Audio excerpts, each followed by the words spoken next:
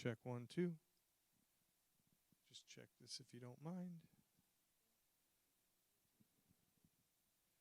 1, 2, 3, 4.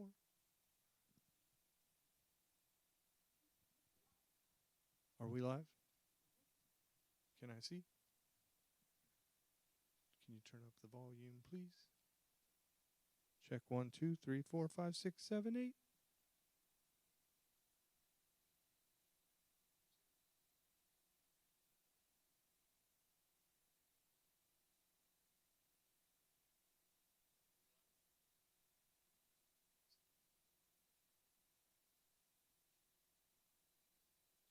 Is that as loud as it goes? All right, we can always turn. No, we can always turn it up. Let's see, not here. We want a little headroom here, so maybe turn this up right. Check 1, 2, check 1, 2. And we can turn them up here, right? Where are they on here?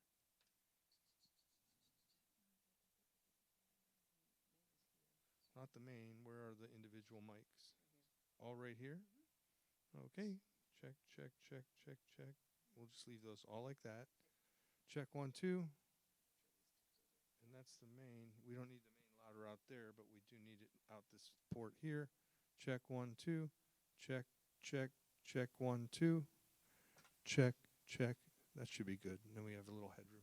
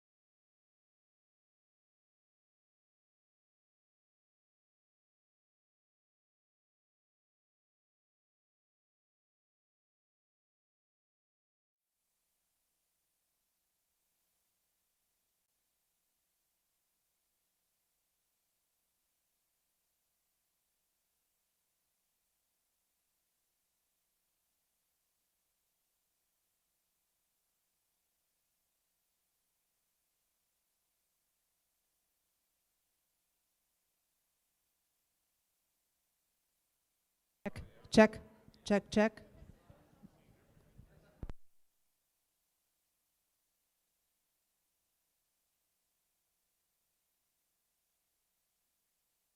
Check 1 2, check 1 2.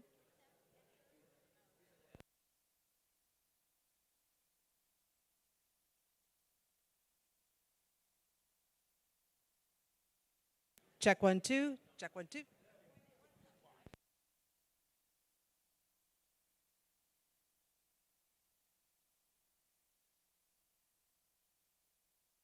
Check 1 2, check.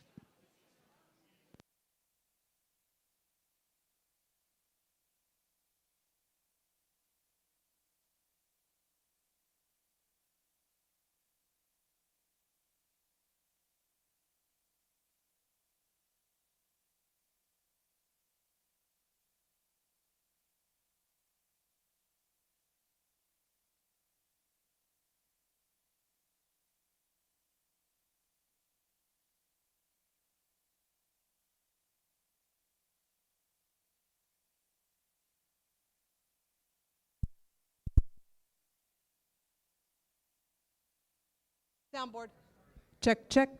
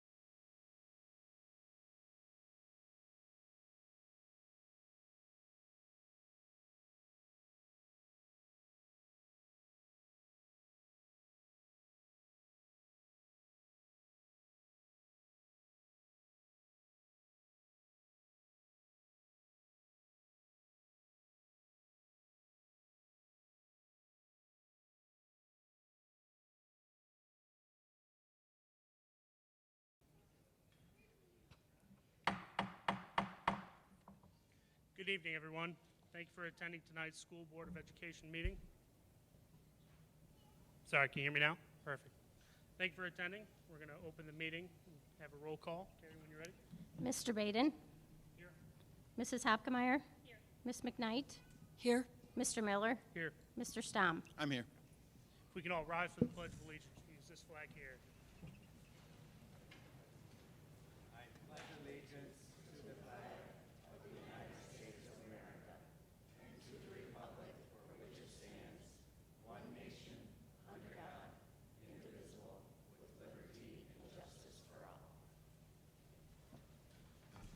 Thank you.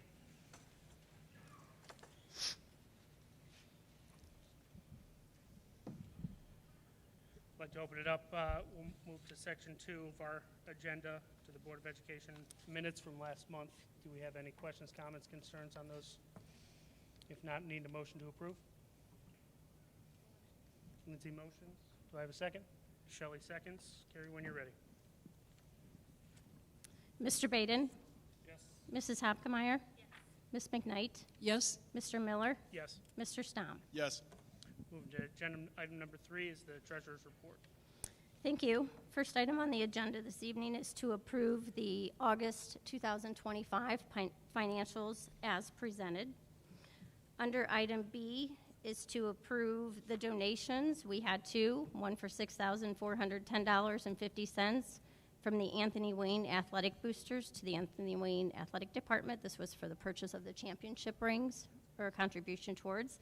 And then the other one was $1,297.45 from Zion and AW Food Pantry to help with unpaid lunch balances. So we're appreciative of those donations. Under item C is to approve the auxiliary allocations. These are funds that flow through our district. They come in. There's Lyell Catholic Schools and Discovery Express. These funds come into our district. I get an invoice from the Lake Erie ESC, and then we send those funds, and they handle the processing and all the dispersing of those funds for those two schools. Under item D is to approve the appropriation resolution. So every September, school districts submit their annual appropriation resolution, which is what we are going to spend for the fiscal year. A fiscal year runs July 1 to June 30th of each year. And I'm going to combine the annual appropriation resolution and next item, item E, due to we have a financial forecast that the board is also approving tonight. So this financial forecast used to be the 5-year forecast. It had 3 years of history and 5 years of projection, and it was due in November 30th of each year, and then an update May 31st of each year. With the new biennium budget that the governor signed on June 30th, this is now changed. So now we no longer have a 5-year forecast, we have a financial forecast. We have 3 years of history, appropriations for fiscal year 26, so the appropriation resolution that I'm referencing is now included in the the financial forecast, and then there's 3 years of projection. This forecast will be due in August of each year, by August 31st, and again in February. So these are some changes that are different. Now this year, obviously the 90 days isn't up since the governor's new budget. So this year it's due October 15th. With the first year submission, our next board meeting is the 13th, so I am presenting it to the board early for approval. I put the 5-year forecast in front of each of you this evening, and you can see it up here on the screen. Well, you can see there's something on the screen, and this will be posted on our website tomorrow morning, but I'm not going to go line by this, but I do want to highlight a couple things. We had our our financial work session back on September 9th, so these have all been worked through as a board. So I just want to highlight a couple things on the revenue side. Obviously, real estate's our biggest one, and this year you can see a significant increase, and this is due to the Nexus settlement. We have finally been made whole with what they feel the district is owed through that settlement. So this year, we received $2.3 million in back pay, and then the value has been set for the pipeline, so we are getting 3.1 annually for the pipeline. That has a significant impact on that. We also are at the 20 mil floor, so we'll see a full collection of that. You can see we're largely funded through real estate, so that's always our biggest line item. Our state foundation did increase slightly because, as you saw today, or may have seen today, the report card came out, and so if you get a 4-star or a 5-star, you do get a supplement. So we receive an additional $225,000 for fiscal year 26, and then it'll be that, if not more, for 27. On the expenditure side, our biggest line item, our biggest change that I'll highlight is in our purchase service. Purchase services for the district are our utilities, repairs and maintenance. This can be to our buildings, to our grounds, to our equipment, to our buses, our insurance for property, fleet, and liability. But we also, one of our biggest expenses is contracted services that we have for our special education department, or students, excuse me.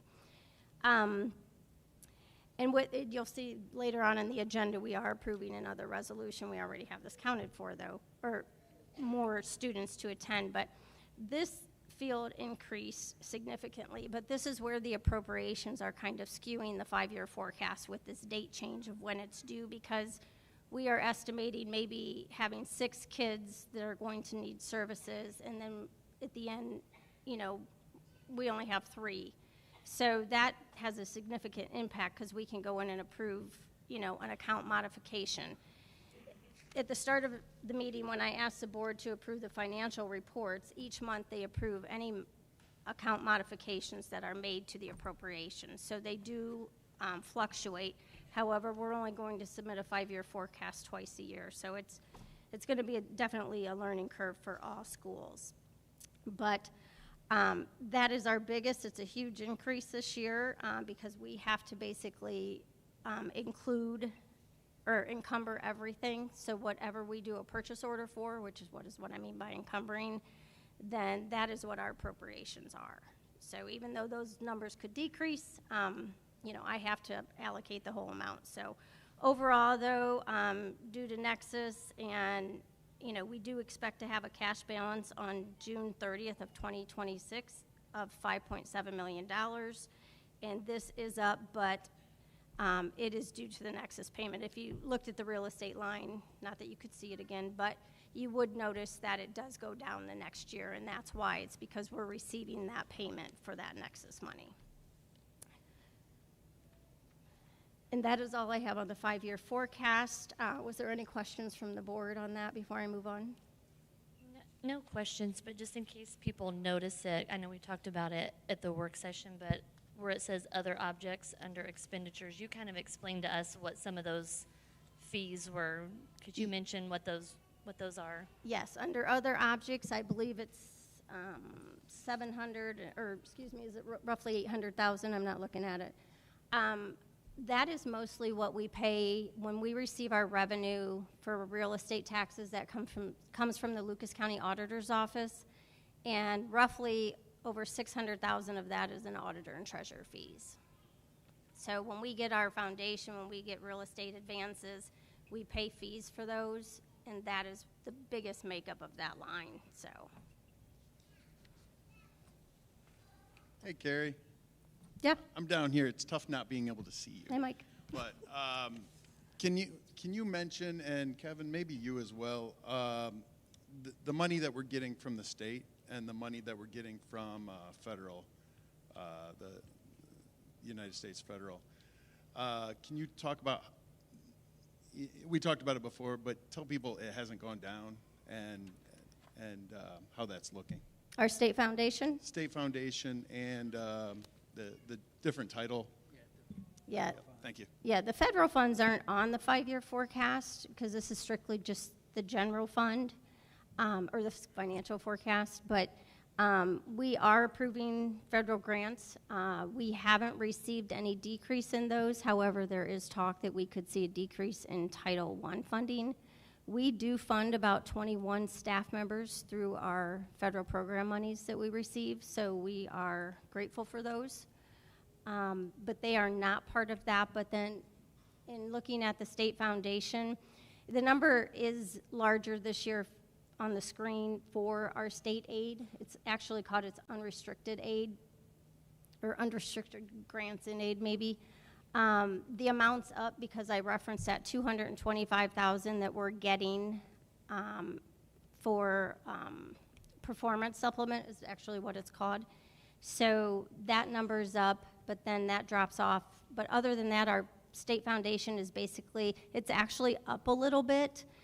But they are taking away some of the other things, like we're getting less in gifted funding, we're getting less in student wellness and success funding, just other state restricted aid, so one's offsetting the other, but we are actually netting out a little bit. I will be honest, I had to get on the Ohio Department of Education and Workforce website and use their calculator because they do not have district simulations out. But that's mostly because I'm having the board approve it earlier. They'll probably be out tomorrow or something. So, but they're right off of ODU, so I'm comfortable with what's being presented. But really no change there, other than maybe a slight increase, which is good. Did that address your question? That did. And Kevin, we also discussed, okay, this is the best 5-year forecast we've had since I've been in office. And can you discuss how we're not letting our guard down? We are absolutely taking care of taxpayers' money.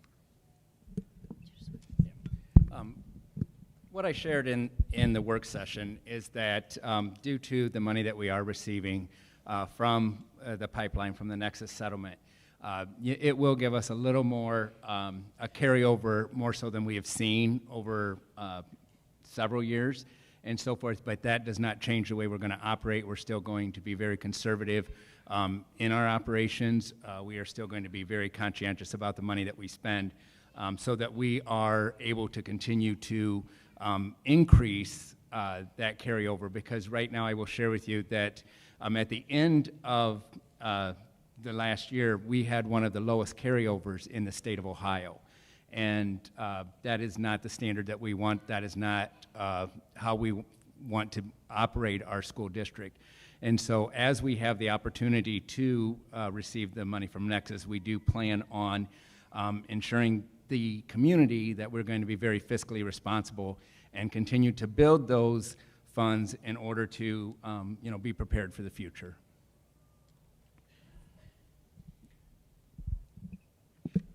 Yeah, I just wanted to add one comment also, that the state funding model, I mean, it looks good right now, but that's always up to debate, right? Because they are talking about moving from the property tax to the income tax model. There's all kinds of discussions that are ongoing and changes in the legislature. So just as we think we're comfortable, stay tuned, because the model always changes for us, which makes it very difficult to forecast.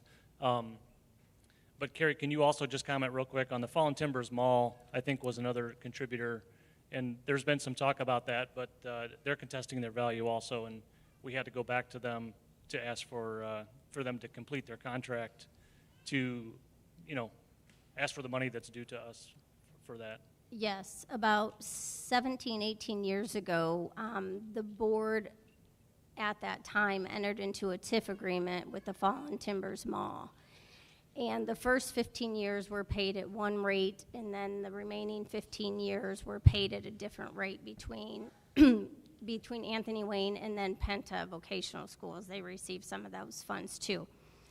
And in the agreement of the TIF, it does say that the property owner cannot contest the value unless the value exceeds $88.8 million, which is a lot. And the value of the mall right now is $83 million. Now, whether that's high or low, that is just what is in the agreement. And so their last few payments, they've elected really to pay minimal, like maybe 17%, so to speak. And we should be receiving around $500,000 to $600,000 a year from the mall revenue still.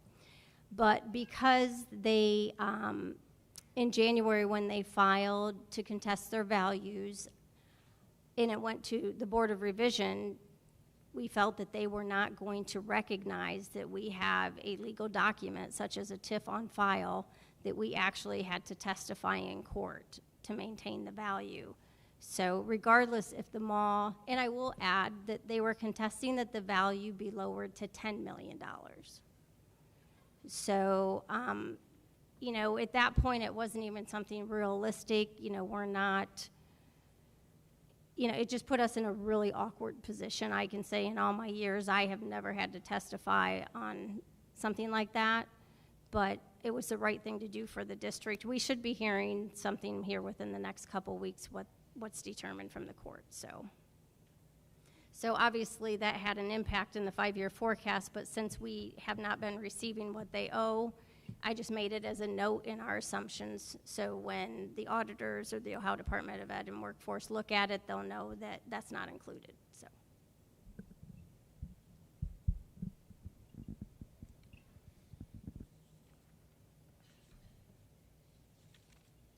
We'll get to it. All right. You good? Okay. Yep. Under item F is to approve the federal grants. These are the remaining 3 federal grants that I just spoke of for the this fiscal year. We approved Title I and the special education grant and our special education preschool at the last board meeting, so these are the remaining 3. Under item G is somewhat a housekeeping item. We currently use a third-party remitter called Plan with Ease for our 403B and 457 plan submissions, and they are no longer going to be offering their service. So we are switching, or I'm asking the board to approve us to switch to US Omni, and it's TSACG, sorry, I put 2 Gs on there, to be our new third-party compliant. I mean, there's no charge to the district, and they swear it's going to be easier for those employees that participate in the program to access their funds. So that's good because we have had some runarounds with that. So, and then my last item for the agenda is to have the board approve the return of $14,403.27. These are in unclaimed funds. These date back to 2015 to 2020. This is per our administrative guidelines. So if we issue checks, whether it's payroll or a warrant check, and it doesn't clear in 90 days, technically it's supposed to go into a stale dated fund, which is separate from our general fund. And that's what we do, but after these sit in here for 5 years, they're to be switched back to, or transferred back to the general fund per board approval. So this is another housekeeping item, but it doesn't happen near as often. So I ask that the board approve those. And if someone would come, just so you know, if someone comes and says, hey, I found this check from 6 years ago, we would still reissue the check. So it's just, we're just following our administrative guidelines. And that is all I have. Anything else for Carrie? If not, I need a motion to approve. Jeff moves. Do I have a second? Shelley seconds. Kelly, or Carrie, when you're ready. Mr. Baden? Yes. Mrs. Hopkemeyer? Yes. Ms. McKnight? Yes. Mr. Miller? Yes. Mr. Stump? Yes. Thank you.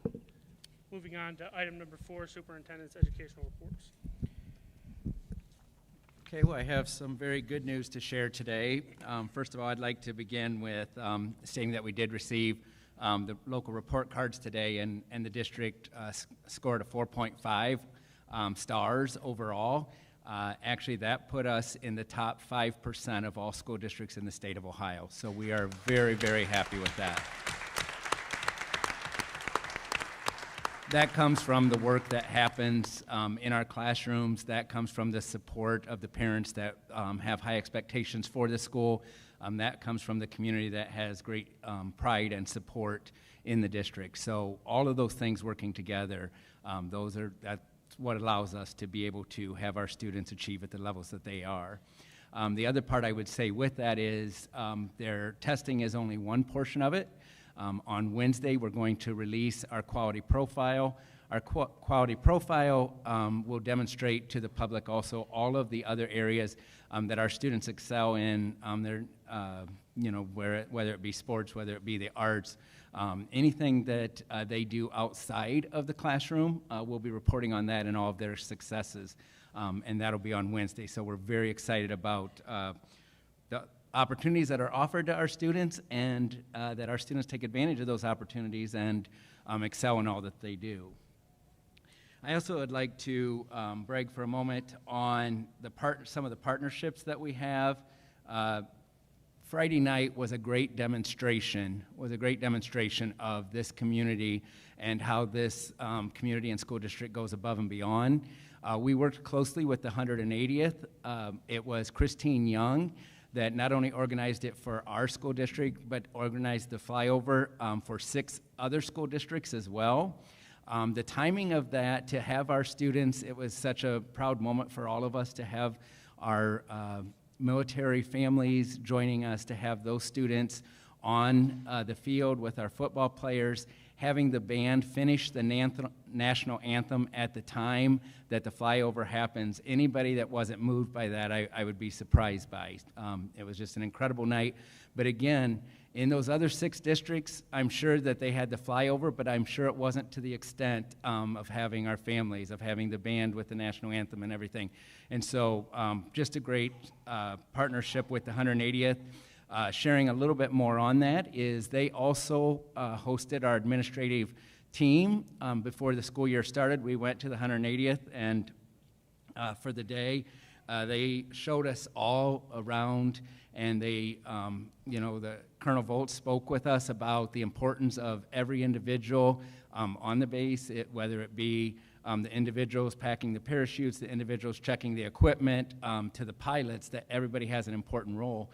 And I took notice of that, and it really hit me a little bit, is that's what a true team is. And I do believe when we talk about Anthony Wayne and we're talking about all the different factors, I think that team happens to be like the schools working with the parents, working with the community, and so forth. And so, being able to have those partnerships to be able to help each other, I think is very beneficial. The 180th then is going to come and use our facility. They are going to do some training in October, and so we're like, we want to host you. You've hosted us, and we continue to build partnerships like that. Another example would be Cedar Creek at the beginning of the school year. They made breakfast for all of the staff member on our opening day, along with giving gifts, or welcome packages actually. But the length that they went to make it very special was appreciated, but also it's not common in most places. So again, the support that our staff received to start the school year was very motivating and appreciated. Also, another positive that I would like to share, as you sit in here tonight, you're probably able to see us much better than you have been able to in years. The lighting project is finished, and there is a remarkable difference to the lighting of what it is today from what it has been for many years. Along with that, we've also finished the roof project at Monclova and are happy to be able to check that off. And I'm happy to say that there is a light at the end of the tunnel with the track. We did hope to have that done by August 1st. It did not go as planned. We've apologized to those sports teams for that, but what we are ending is we've really focused on the quality being there, and that the project being completed as well as possible and as soon as possible.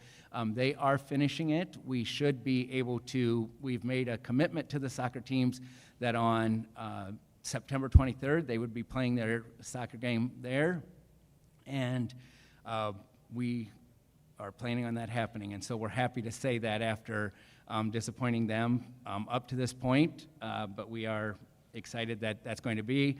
And if you take a look at the track, it does look beautiful. It's going to be a beautiful track at the end, and that's been important because it was in a condition that we could not even hold home meets over the past few years.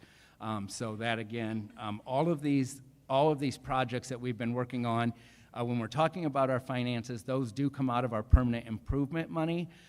We have tried to build that money to complete these projects and so forth, but we've had some significant projects, and we've made nice grounds on some of that work. So we appreciate our operations department in doing so. That is the information that I would like to share. I would like to also on the agenda talk a little bit about the school calendar committee and have Dr. Pfefferly kind of share some of the work that that committee has done.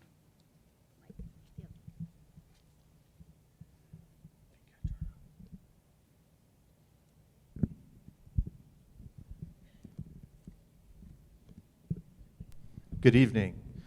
So board, what you have in front of you, I placed at your seats, is the work of our calendar committee, which began, we had our first meeting August 29th of this school year to discuss what the school calendar will look like by committee for next year, 26-27. In working with our school calendar committee, which was comprised of members from all buildings as well as both union leaderships.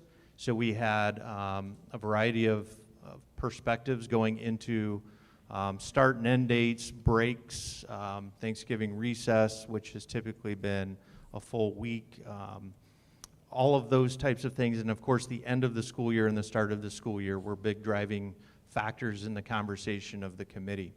Out of the work of the committee, we came up with two different options. You only have one in front of you. The one in front of you is what our AWEA staff voted on, pretty overwhelmingly, 80% to 20%. So the one option you have in front of you is the 80% voted upon version. So in looking at that, there is a color code at the bottom in terms of how the quarters are broken out. The semester would still end again in the last school day in December, and we'd start the second semester the first day back in January.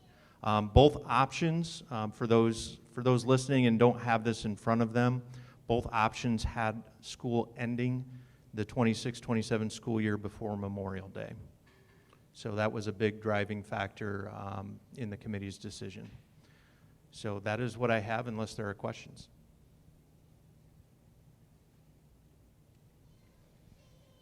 No topics?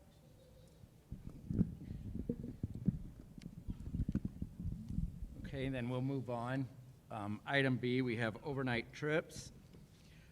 Those are trips that we have our DECA students attending, and then we also have the marching band traveling to Lake Orion, Michigan. So those are and that's for a holiday parade.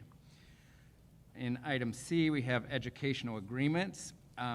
Carrie had mentioned about our purchase services and so forth, and if you would notice those 6 items in this section, those are educational agreements that we've made with either for transportation or facilities for students that have special needs that are on IEPs, and this is to meet their educational needs.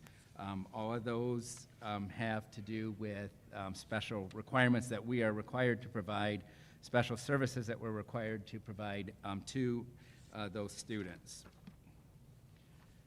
In item D, we have the supplemental text. The curriculum committee, they have gone over the texts that are being recommended. They also have been approved not only by that committee, but then they followed in order to have them approved. There's a process that they have to go through, and they've completed that. In item E, we have a graduation approval, and that is for an individual that has met the requirements for graduation, and so she is being approved for early graduation.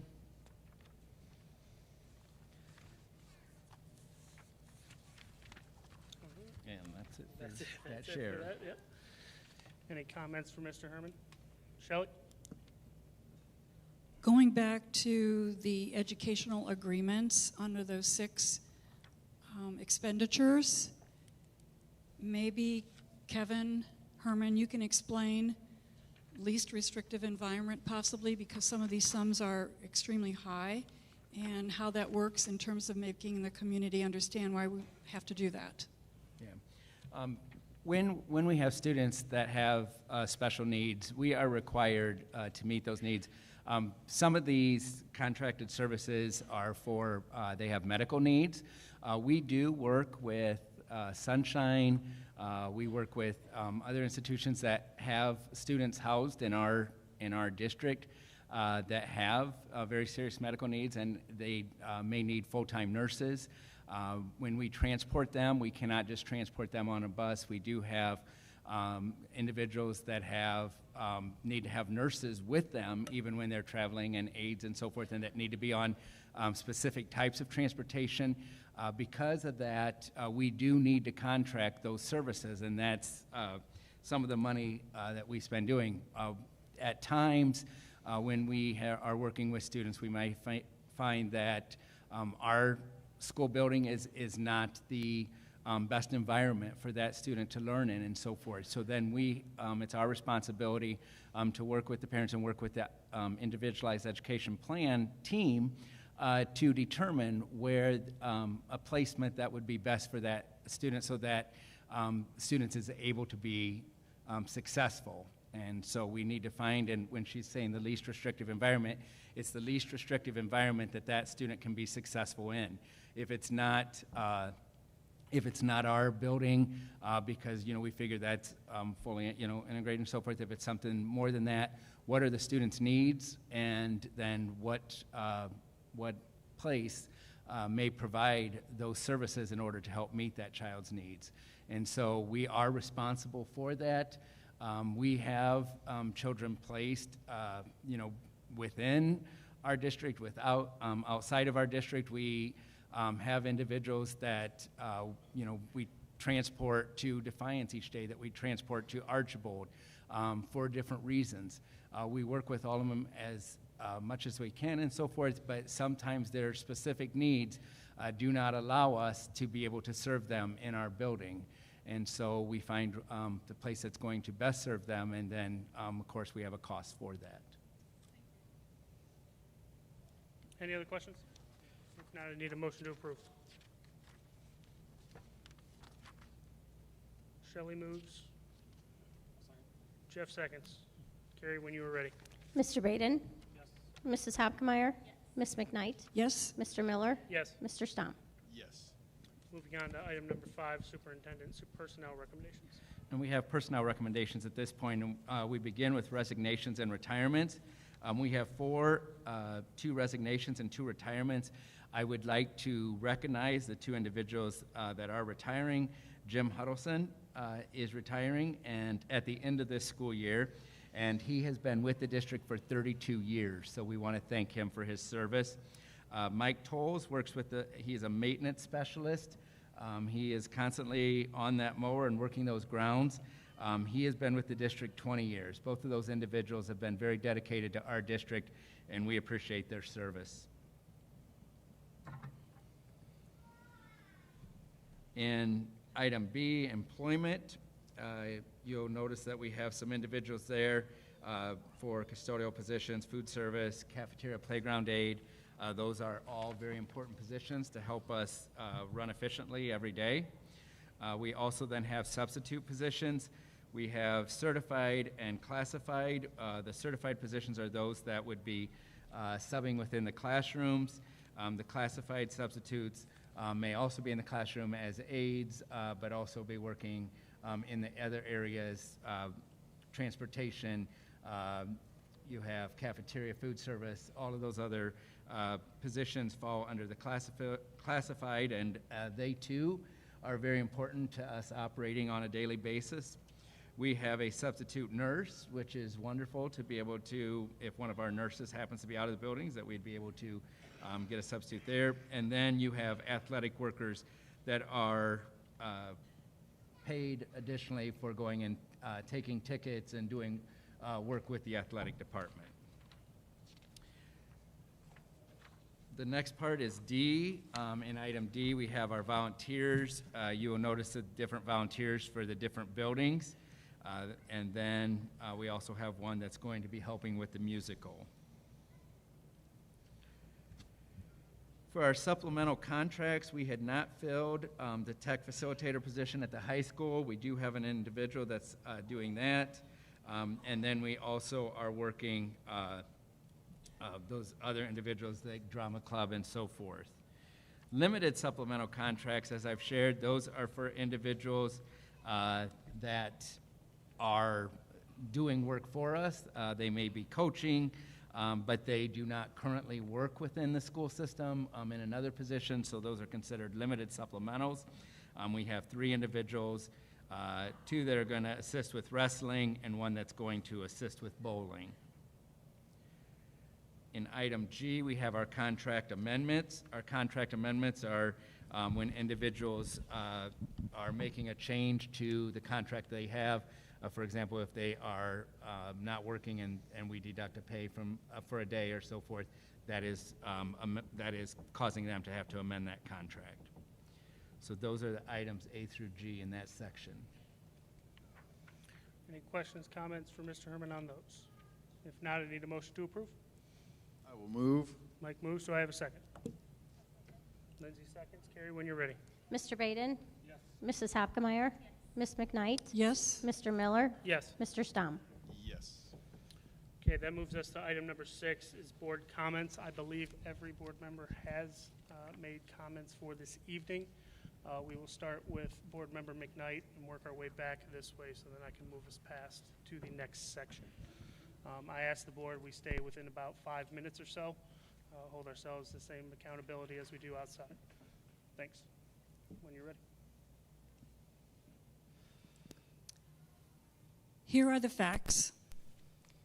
Last Thursday, towards evening, I pushed a smiley emoji instead of a compassionate emoji on a post about Charlie Kirk's death that came up automatically on my phone as I open it to a Facebook feed. We'll keep in order. We'll keep in order. I appreciate it. Thank you. I was outside in the sun. I was wearing only my non-prescription sunglasses. Next time somebody wears crutches, comes by in a wheelchair, I hope you have the same reaction. Anyhow, I was outside wearing only my non-prescription sunglasses, and I said before, I was on my phone, which is a small screen. Yes, I should have looked at it more carefully. I get that. But I kept scrolling, since everything seemed to be about Charlie Kirk, a man who I had never even heard of until last Thursday morning. The next morning, a friend called me and told me about the emoji and the comments underneath. Immediately, I saw the mistake.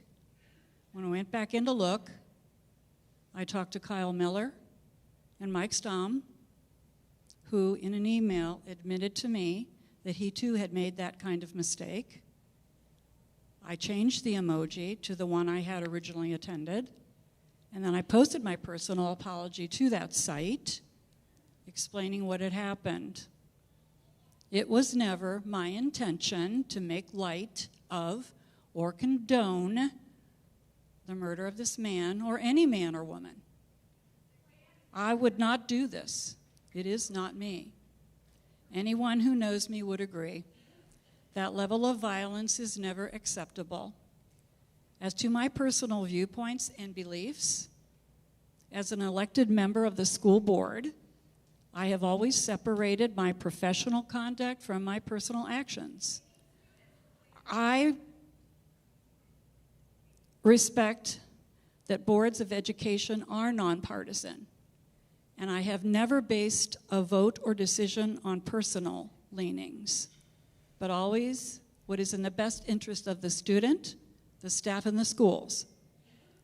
In any Anthony Wayne site or anywhere Anthony Wayne is mentioned, I have posted only positive, encouraging comments, and I urge you to look at that record.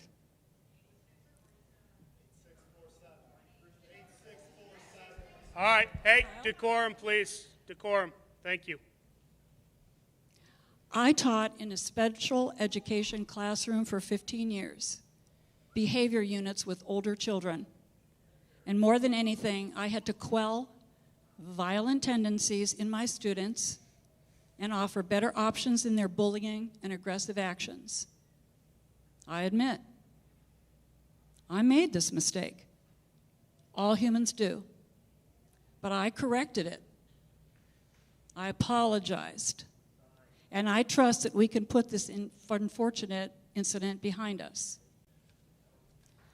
Another fact concerning the uncalled for, inappropriate, personal Facebook post from an Anthony Wayne School Board member about a recent curriculum committee meeting that she disrupted, I prefer to handle that personally and internally.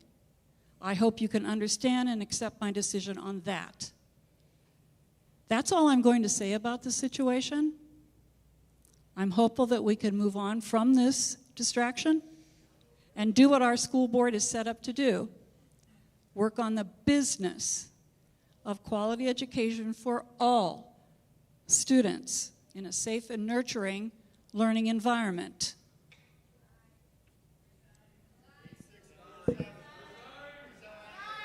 Thank you. We'll have a decorum. We'll have a decorum. Thank you. Mr. Stom. Yeah, thank you, Kyle. I'm going to start off with a quote here. When people stop talking, really bad stuff starts. When marriages stop talking, divorce happens.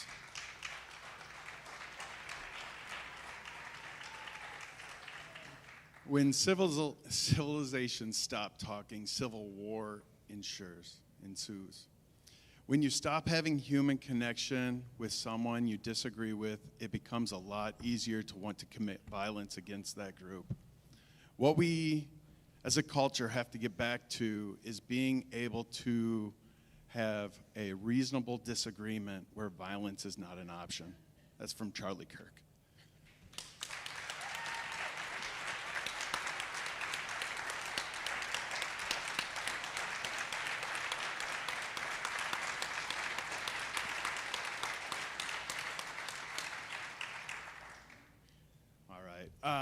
First of all, thank you guys for coming here. The school would not be near as good. We wouldn't be the, top 5% without a community that loves this school, loves their kids, and is at events like this. One very exciting thing tonight. I'd like to introduce you guys to a guest of mine tonight. Mia McDougall is sitting by my beautiful wife over here. Mia is the high school representative for Turning Point USA.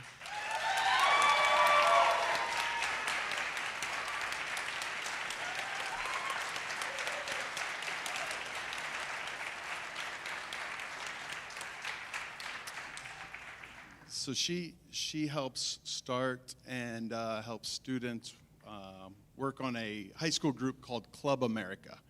And Club America is a group looking to promote open dialogue and discussions. Says Charlie was killed doing what he was most passionate about, having discussions with people who had different beliefs than him. He also wanted people, especially young people, to love their country, values that built in, the values that built it, and honor the people who served everyone's freedom regardless of their beliefs. So at the end of the night, you guys are welcome. If there's any students here or any parents that want to see Mia, she'll be around. Just go talk to her, pray with her, and hopefully, we have a ton of leaders in this school. There are people in this school that are going to lead the country very quickly. I pray that, no, actually, I do. I want to do something that's not done very often in a school board meeting. God, I pray for Anthony Wayne. I pray that our school and our administrators and our staff, our teachers, our students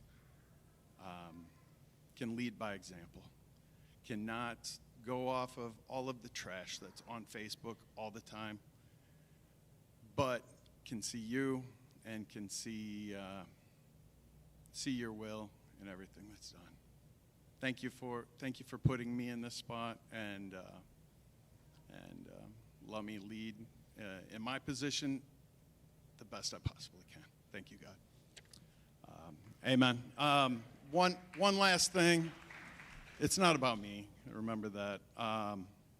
If anyone gets up today to speak and they speak negative about Charlie Kirk, please look directly at me because you are speaking directly to me. I am Charlie Kirk.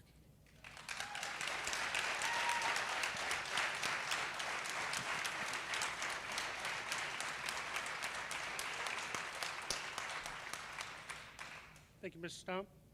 Board Member Hockenmeyer, floor is yours. I just want to start off by saying, as I was preparing to give my comments tonight, of course, it was not something that I'm looking forward to having to do, but thankful for the privilege and honor to serve in this position and be the voice of you all. And one of the things that came to mind in light of what has transpired over the last several days is my oldest daughter. What came to mind was she has had several teachers where they definitely don't agree maybe with their lifestyle or they know where we stand on certain things. But I have loved seeing them pour into her. They are some of her favorite teachers. They have had difficult debates even in the classroom, and she's come home and told me about it. And I just thought, this is so great. Like it's like what you mentioned, what Charlie Kirk asked us to do, to make those human connections, to be able to talk about our differences and then move on and work together. And so I want to thank the teachers. I know some of them may be here, some aren't, but I hope if they're watching, and I think you know who you are, and I just want to thank you for that example that you were modeling to my daughter, and I'm sure to many other students. Now moving on to the part that's not very enjoyable. I'm very much someone who just likes to get along with everyone. I like everyone to be happy.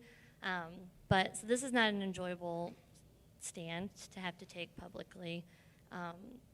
But I take very seriously. I'm going to read a little bit from an email that I had responded to someone earlier today. But I take very seriously the hate-filled, what I consider the hate-filled bullying rhetoric that has been pointed out in a school board member of ours. Yes, we as school board members are entitled to express our First Amendment right of freedom of speech. We are also held to a higher standard to keep it in check so as not to be a stumbling block to our students or our district.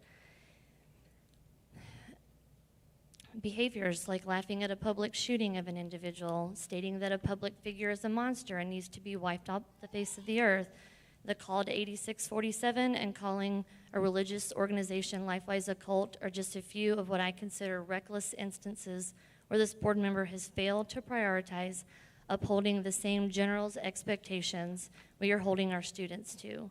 We are hypocrites to our students if we challenge our students to behave one way, yet we ourselves won't hold to those same expectations.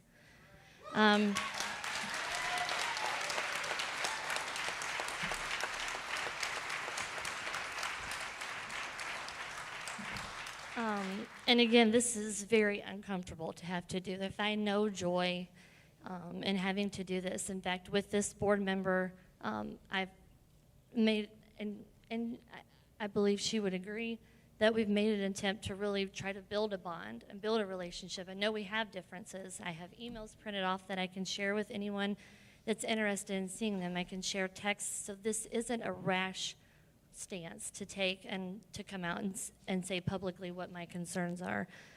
But looking at our website with those core competencies of the general's expectations, learner's mindset, critical thinking, collaboration and communication, adaptability and flexibility, and lastly, empathy. A general demonstrates awareness, sensitivity, concern, fairness, and respect to connect with others' perspectives, feelings, opinions, experiences, and cultures. And so if this had been an isolated event and situation, I think I would have been able to offer more grace and understanding. But in my personal opinion, I don't speak on behalf of the board, it appears to be a pattern, and it is very concerning. And I have 3 students in the district, so to take myself out of school board member role and put my parent hat on, it genuinely concerns me. And so that is my stance on this matter. I have no hate towards the school board member. I don't, and I hope that my heart is being seen in that. It's just I have to separate not wanting to hurt someone's feelings from doing what's best for our students. That's what you all elected me to do.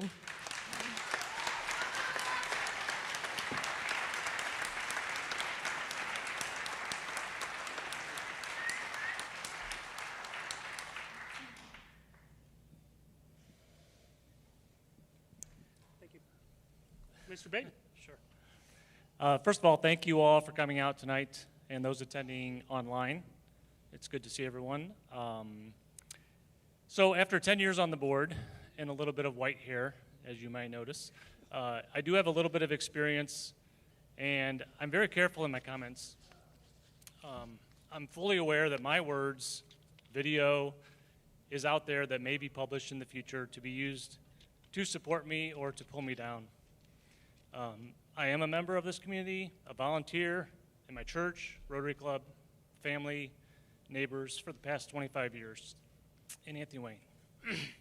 So I am obviously very careful with social media posts, comments. I'm fully aware that these are looked at and instantly can be judged, right or wrong, by others. And I simply don't need that distraction of negativity.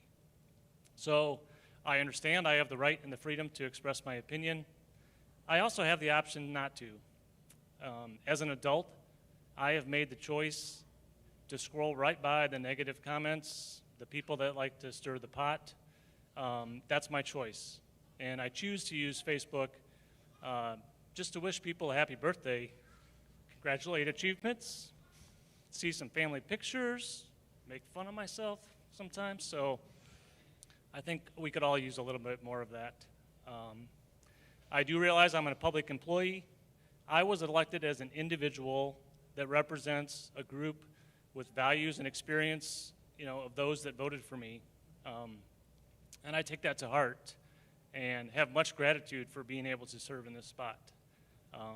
I was not elected as a group of people, nor do I align or need to agree with all of us on the board. One member does not represent the entire board or the entire district, so we each have one vote. I do understand and accept the level of scrutiny. I believe I'm rightly held to a higher standard, and I sign up for that. I believe all of us sitting up here should be at that level. We need to have the character, and we're judged by our actions, rightly so.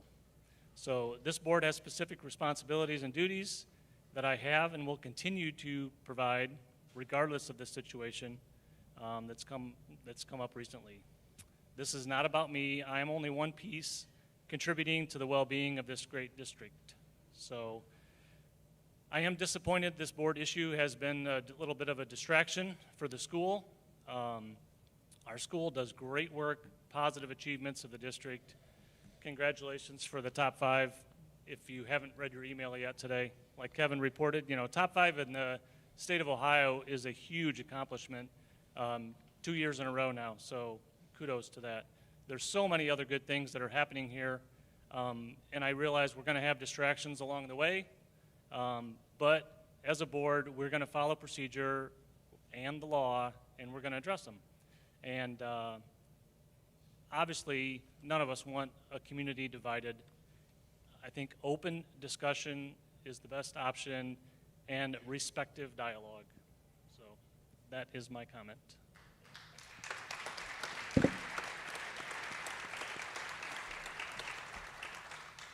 Thank you, Jeff. I promise I'm the final one, and then we'll start getting to your comments.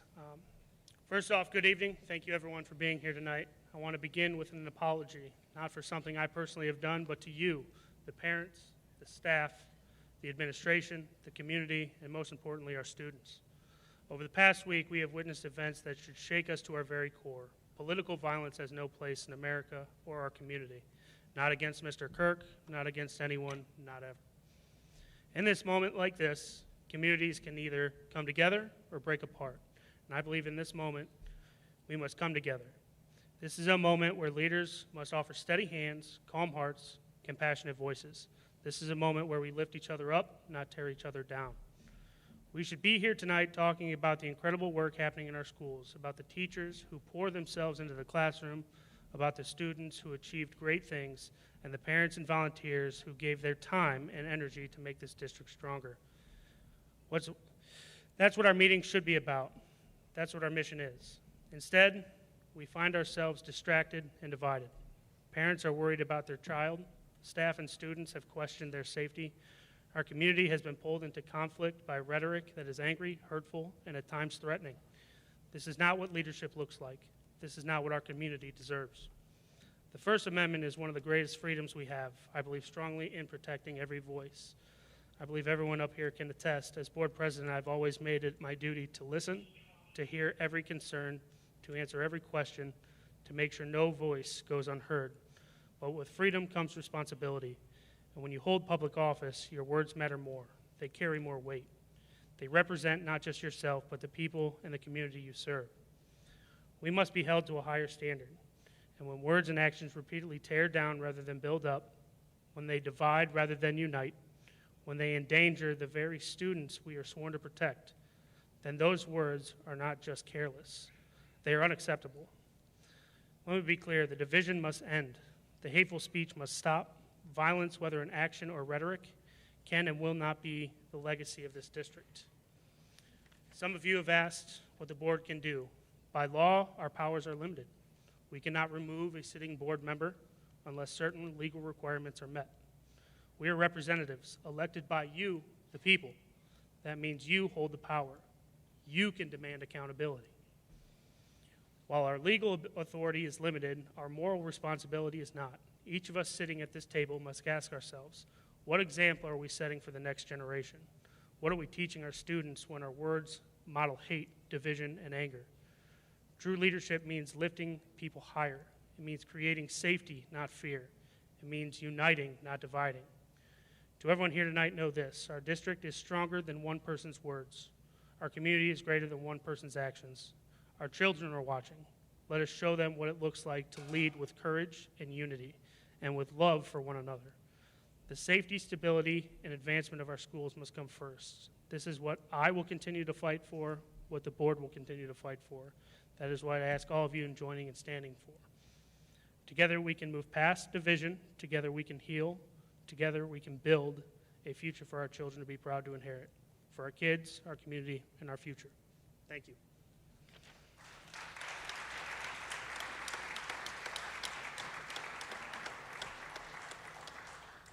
With that, it moves us to the recognition of visitors. I want to do a couple house cleaning items. First and foremost, we are going to keep it to a 5-minute time frame for everyone who is called upon. It is a board practice that it is only members who are within our district. We're going to drop 2 people off of that list who are not members of our community. And also, we will have a sense of decorum. Okay, whether we like the comments or not, we will have decorum. Okay, so I will start with our first name. That will be Bill Talski.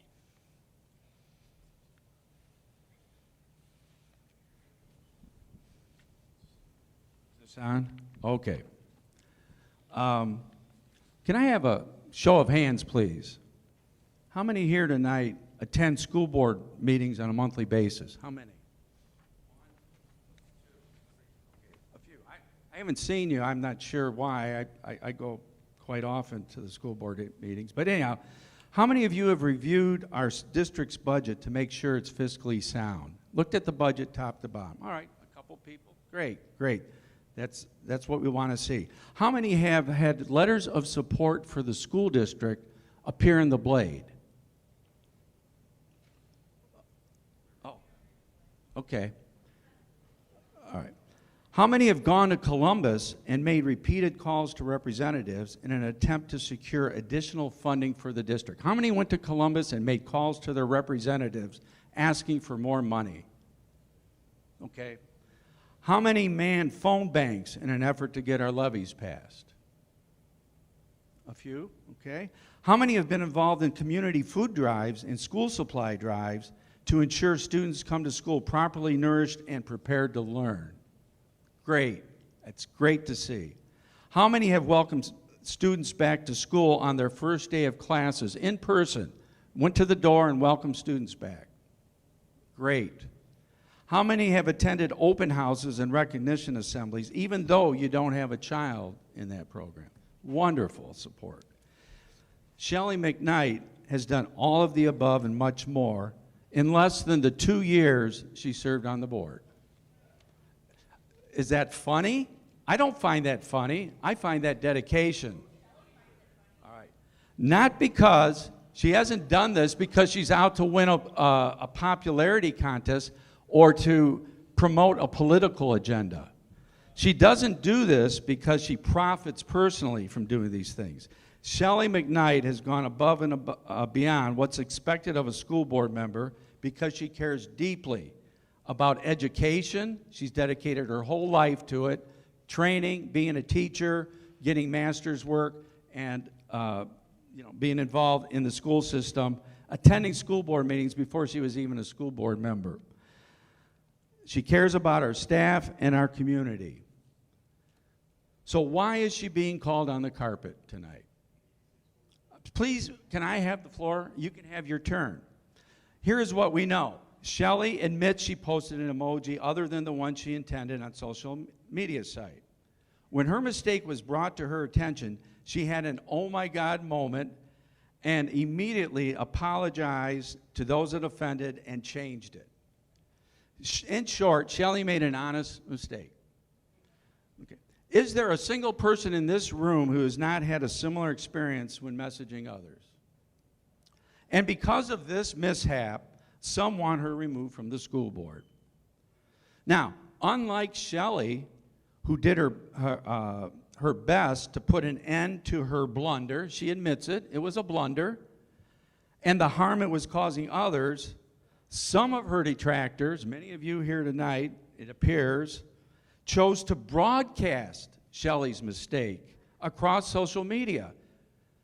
So a lot of you here have promoted and brought all this attention to the school, where we're being faced with this spectacle before us. Okay. So, what instead could have been done before going viral, many could have chosen to directly approach Shelley, given her professional courtesy. Some of you have never even met her, and raised your concerns. Or you could have went to the administration. And you know what? Had you done so, as Charlie Kirk would say,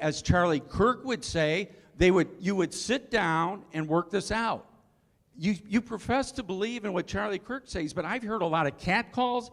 The only disrespect I've heard from here tonight are catcalls, bullying, calling for someone's resignation before. Okay, so anyhow. All right, so. All right, if I'm not mistaken, I believe Christ, higher source, I believe Christ had something to say about our enemies. Would you agree? He said some things about our enemies. He said something about casting stones. He said something about forgiveness. Kyle, are you going to take control of this or not? You are okay. You are out of line. I have decorum here. Thank you. We're done.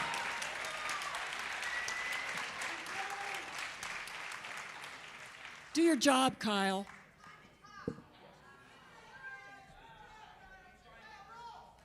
I appreciate you. We're going to ask again, no comments while speaking. I appreciate it. Sense of decorum. Thank you. He did ask questions, yes. Next, we'll be moving to David Blythe. You have 5 minutes. Hi there.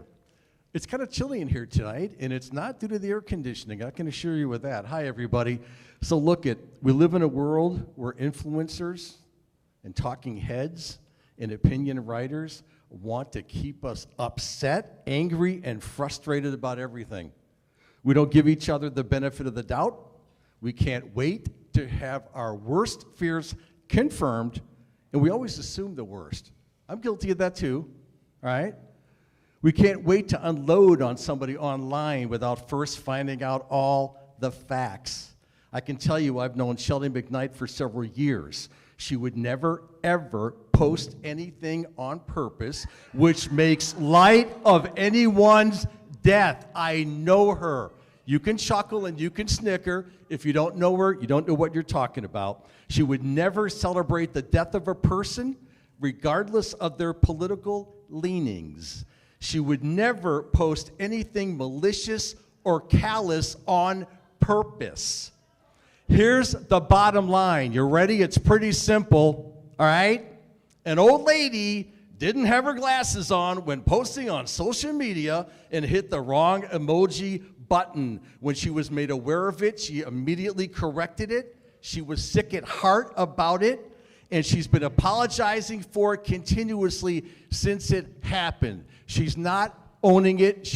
What I should say is she's not defiant in saying, I stand by what I said. She said she made a mistake. She's asking for understanding, a little bit of tolerance. That's what we're asking for here. So please, give her the benefit of the doubt. Take her at her word that it was done in error, and let's focus on the important and serious issues that are facing the Anthony Wayne School District. This is not one of them. Thank you.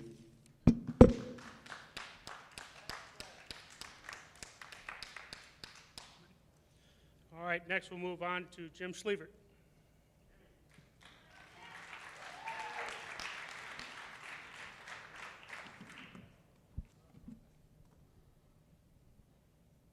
Jim Schlievert, Newberry Lane. When we decided to move 5 years ago from Toledo, we chose out here for this school district. We had acres way out in the middle of nowhere that would have been my paradise, but we came here for this school district. Thank you still for what you do up there. I first encountered Miss McKnight a little over 4 years ago. It quickly became apparent to me that she and I didn't have a lot in common. A group of parents and myself 4 years ago championed medical freedom for our families here in this school district. She opposed us. 2 years ago, myself and a group of parents opposed biological males in bathrooms, showers, and on our sports teams. She opposed us. Now, those are ideas. She and I both ran for school board. She won, I lost. That's the way it goes. But those are ideas. But during that campaign, her posts started to become online. People found them. She had some posts on there where her language she used was vile. Some of her graphics were disgusting. The big one, which we've heard about tonight, is Planned Parenthood. She bragged about taking her students behind their parents' back to Planned Parenthood. Not only is that immoral, it's illegal. And if we had a victim come forward, your friend would be in jail. So let me ask this real quick, and I don't want to lose too much time. How many of you have taken a girl to Planned Parenthood behind somebody's back? Okay. Anyhow, back on track. Okay, so anyhow, she then said that she was hacked. All right, somebody took the time to make these posts and she was hacked. So instead of taking ownership of her proudly held views, she lied, she fabricated. During that election, she blocked my signs with her signs. I caught her red-handed. I went to the Board of Elections and got video. I actually had video sent to me, and I got more. And on that video, she's clearly pulling up to my signs, one of which is way out in the middle of nowhere, and put hers on both sides so you couldn't see my name, okay? She was also that same day voting there, and a person complained because while at the voting booth, not outside, Shelley walked up to them and asked for their vote. Shelley denied she was there. Matter of fact, the next day she put online, I couldn't have been there, I was getting my hair done. And then she posted a photo, but let me get back to that. Some of us called Tim Monaco at the Board of Elections. He checked. When you go to vote, you have to sign in. She signed in that morning, the same time the person that said she was approached and violating election law and harassing her at the polls, Shelley McKnight's signature signed when she was there. So she voted that day. But then she posted the next day a picture of her with a new fresh do, saying, I couldn't have been there, I got my hair cut. So she fabricated that photo and told another lie. So here we are, going through this stuff. And there were other ones too, but I don't waste time. She was campaigning illegal football games. She just can't follow the rules. But then came the post, the one we're supposed to show mercy on. You know, by the odds, there's 5 board members up there. People make mistakes, supposedly. Happened to be her that did this one, okay? I don't believe it. I don't buy it. You have a history of lying and fabrication.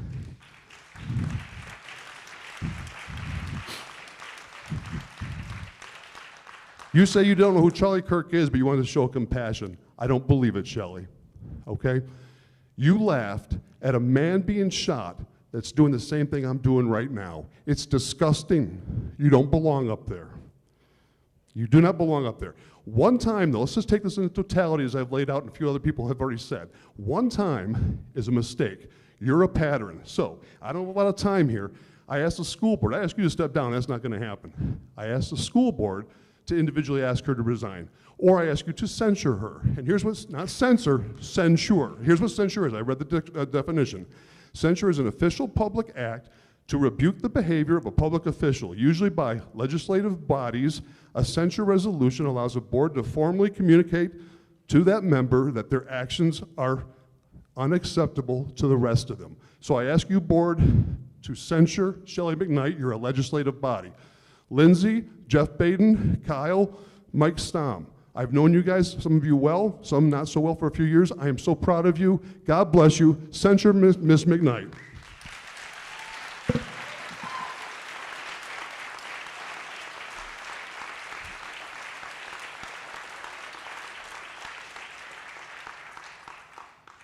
Thank you. We'll move on to Steve Timms.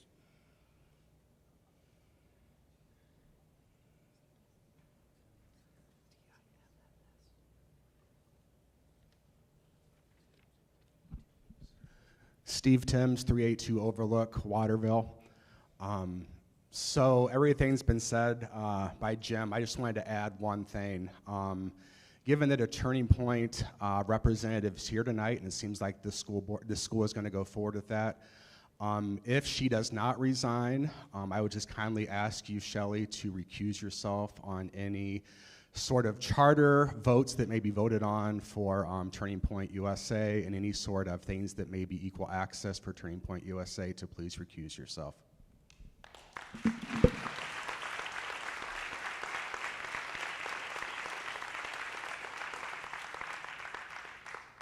Thank you. I may butcher his last name. Roy, is it Calico? Colosso. I do that every time. Every time.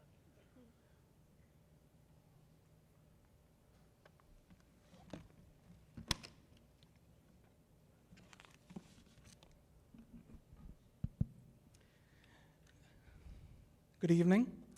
My name is Roy Colasso, and I'm the parent of a student in the Anthony Wayne School District. We live in Maumee. I would like to begin by thanking Superintendent Herman, Assistant Superintendent Dr. Pfefferly, the school board, the administrators, faculty, and staff for all the time, effort, and hard work that you put into teaching our kids and serving our community. I'd like to especially thank the Anthony Wayne Levy Committee, including Amy Barrett, Jeff Schwerer, Justin Zemansky, and most of all, Pastor Mike O'Shea, for the hard work they all put into explaining, educating, organizing, and advocating on behalf of last fall's Anthony Wayne Operational Levy. Today I'm here to address the board about an issue that has been in the news recently. In the interest of full disclosure, I wasn't asked to speak by anyone, but I believe what I have to say is important. Even though I wasn't a follower of his, the murder of political activist Charlie Kirk was reprehensible and un-American, and I said so publicly on the morning of September 11th in a Facebook post. I will read some of that post since it's a little long and we don't have much time. I said, quote, "If you're against gun violence and political violence as I am, then Kirk's murder is just as unacceptable in a civil democratic society as the murders of kids on a street corner, in school or church, shoppers in a grocery store, or politicians in their homes. If you're against gun violence only when it affects you or someone you identify with, then you're not actually against gun violence. I believe Charlie Kirk's assassination is a heinous act and a tragedy, not just for his parents, wife, and young kids, but also for America, because he is now just another victim, albeit a famous and powerful one, in the decades-long epidemic of gun violence that continues to devour our country, its citizens, and especially its kids." Unquote. I then attached screenshots of tweets from several left-leaning politicians or activists who had been interviewed by, had debated, or had opposed and clashed with Charlie Kirk. Quote, "Midas touch. Charlie Kirk has been shot in the neck while speaking at Utah Valley University. This heinous and vile attack is a stain on our democracy.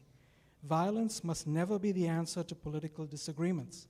Our strength is in ideas, not bloodshed." California Governor Gavin Newsom. "The shooting of Charlie Kirk at a college event in Utah is an attack on our democracy. Political violence has no place in America, and we must show zero tolerance for it anywhere in our nation." Mehdi Hassan. "Charlie Kirk called me a lunatic and a prostitute and demanded I be deported. Nothing, and I mean nothing, justifies killing him or robbing his kids of their dad." And lastly, Cenk Uygur. F word. "Charlie died. Gee, damn it, this is not the way. I didn't just know him from our interviews and debates, but I met his wonderful wife. This is beyond heartbreaking. Violence is so stupid. He was a real person, a human being who just died in front of our eyes. Tragic." Unquote. So why am I mentioning this today? Because in response to the above post that I just read, where I unequivocally condemned the murder of Charlie Kirk, out of my 400 plus Facebook followers, 14 actually agreed with me and liked it. One of those 14 who agreed that Charlie Kirk's murder was reprehensible was Shelley McKnight. That's an important fact you should know, and I have the screenshots to prove it. Thank you.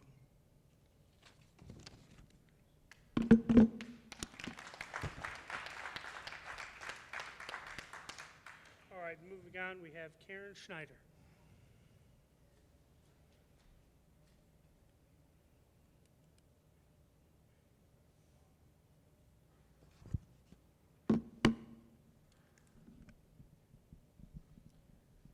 Good evening, Board President Miller, Anthony Wayne School Board, Superintendent Herman, Assistant Superintendent Pfefferly, and Treasurer Johnson. My name is Karen Schneider. I'm a resident of Anthony Wayne School District. My husband is a teacher at the high school. I'm proud to say I attended Anthony Wayne. My 4 children graduated from here, and in the not-too-distant future, my grandson will attend Anthony Wayne. My comments tonight are directed to Mr. Miller for the benefit of all, and the opinions are mine. My purpose in speaking to you this evening is to request the resignation of Shelley McKnight from the Anthony Wayne School Board. My request is based on Ms. McKnight's laughing emoji reaction to a Facebook post about a Daily Mail news article from Wednesday stating that Charlie Kirk had been shot in the neck. I read the article Ms. McKnight reacted to, and it's clear the situation was dire for Mr. Kirk and that the shooting created chaos, confusion, and terror on the part of those attending the event.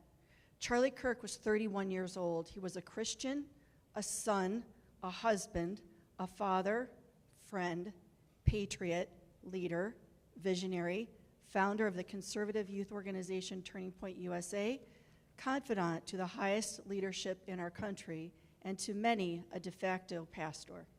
He accomplished more in his short life than all of us in this auditorium combined. Since Ms. McKnight had a reaction to the article, I believe I am correct in my assumption that she knew exactly who he was. When the bullet struck Charlie's neck, the blood loss was immediate and massive. The reason for the attack? Words. Charlie used words to speak to college students on campuses across the country. He used words to thoughtfully, respectfully, and passionately debate, educate, persuade, and agree to disagree on any issue anyone brought before him. Don't we tell our students to do the same thing? When people disagree, violence cannot be the go-to response. The fact that I am here tonight speaking to all of you because an Anthony Wayne School Board member was not wise or mature enough to know this is repulsive to me. Her reaction was truly beyond the pale. Much has been discussed about Charlie, his death, and the person who shot him. But for me, the situation before us tonight is not complicated at all. Ms. McKnight was elected to be a school board member for all the students who attend Anthony Wayne local schools. Her commitment was to act in the best interests of all the families in the Anthony Wayne School District. Her immediate reaction to Charlie's attack was telling and transparent. She laughed about it. By definition, she thought it was funny. How disgusting. No one believes the emoji was clicked by accident. Other Facebook posts by her make clear her disdain for anyone who holds a conservative viewpoint. This is one example of her words on Facebook, quote, "Let me mention something. When I taught high school, girls would want my help. They wanted birth control. Their parents were totally against it. So, down to Planned Parenthood we go. It should always be the female's choice, even if the parents object. I stand by what I did." Another Facebook post, quote, about President Trump. "He is truly a monster who needs to be wiped off the face of the earth." Ms. McKnight is welcome to have her opinions, but what she is not welcome to do is undermine the Anthony Wayne values of critical thinking, collaboration and communication, and empathy. What this entire tragic situation lays bare is her inability to properly and honestly work on behalf of the Anthony Wayne community, parents, and students who claim the titles of Christian or conservative. Resign your seat tonight, Ms. McKnight. You are not fit for the position you hold.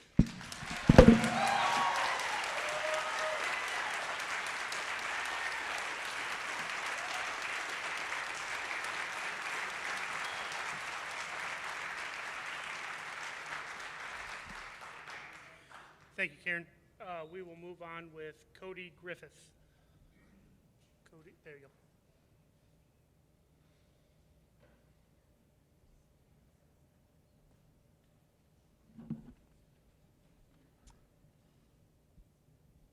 Cody Griffith, live on Shadow Ridge in Waterville. I appreciate what you guys do. I appreciate this opportunity that we get to live in a country to do this. Deep breath. I don't need to say anything else that's what has been already said. But let me just, so I stop stuttering, let's do this.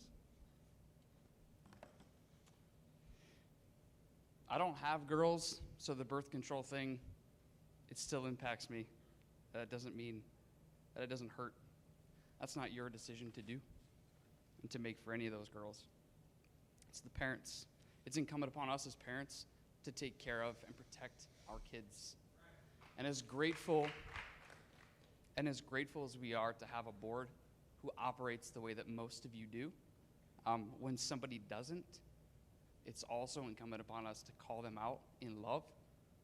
You can do wrong, we all do. And God's grace is there for you, but that doesn't mean that actions don't have consequences. Sunglasses, the sun was out. We've all made mistakes. I don't know that that was one of them. I think that was intentional.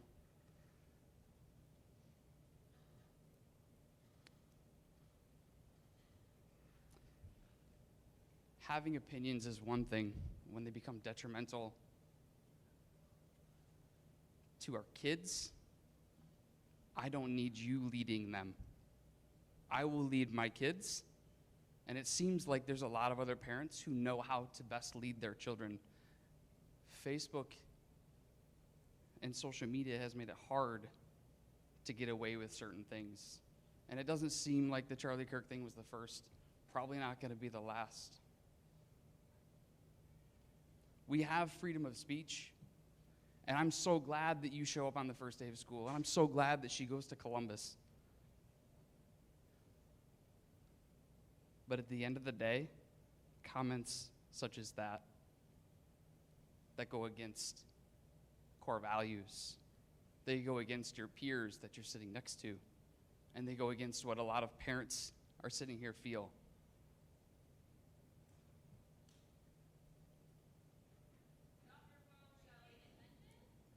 I understand that you're uncomfortable. I would be too. I would be too. I have 2 minutes and 15 seconds left. I know.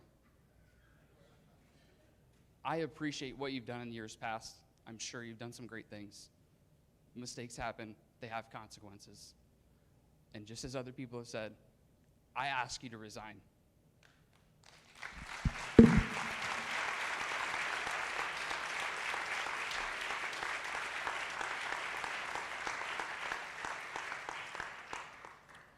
Thank you. With that, we move to Brian Nepper.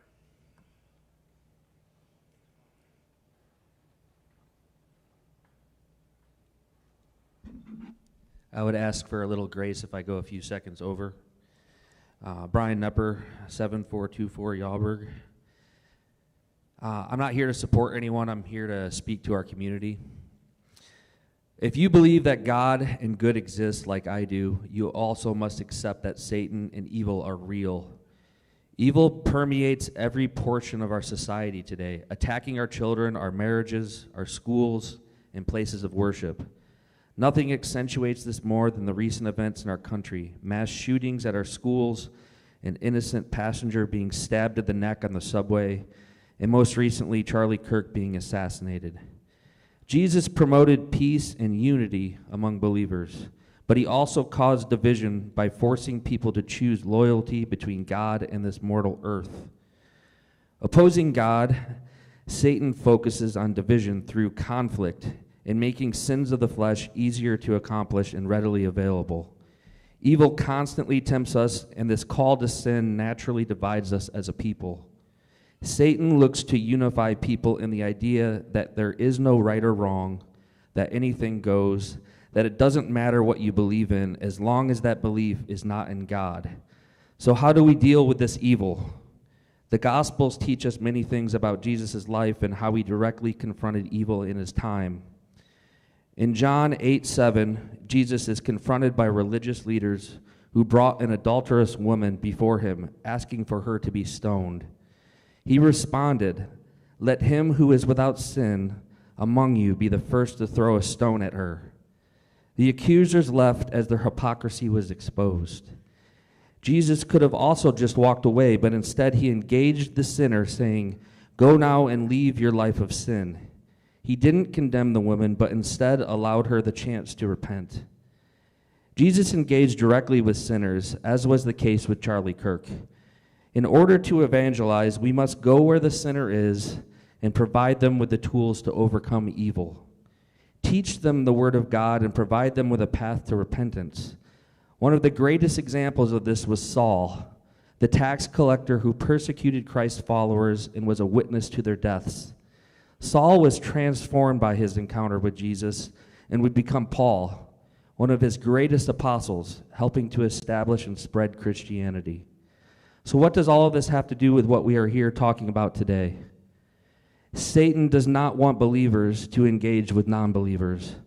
We are surrounded by demonic forces that serve only to divide us into conflicting sides. Left versus right, Democrat versus Republican, gay versus straight, black versus white. The more we stay divided, the harder it is to bring people closer to God. Charlie Kirk knew this. That's why he went directly onto college campuses and encouraged those who disagreed with him to have a conversation. Countless people, mostly non-believers, came to the microphone to attack him or to try to prove him wrong. And while he did not accept their sin, he engaged with them in public discourse. His death was horrific and devastating. This act of senseless violence was perpetrated by a young man that was overcome by evil, likely through the dark rabbit holes of the internet. Then the responses. The vast majority responded with outrage, heartbreak, and prayers, as we should. But then there were others that responded with cheers, instigation, and in some cases calling for more to be killed, just like Charlie. Some responded with laughter, or in the case of the subject today, with a laughing emoji.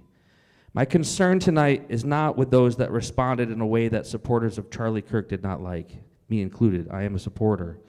My issue is how we, collectively, have started a campaign to end people's careers or remove people from elected positions, all because of words. This is dangerous.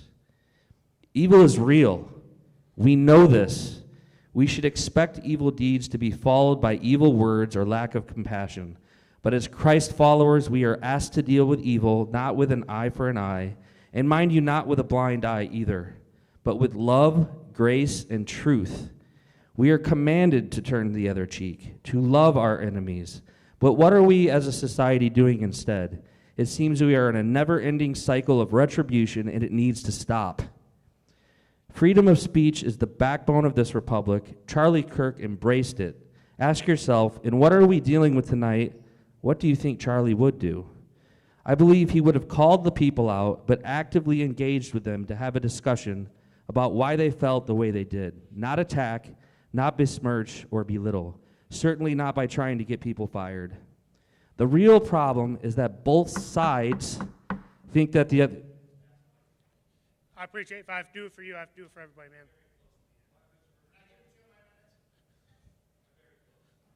I'll give you 15 seconds. Okay.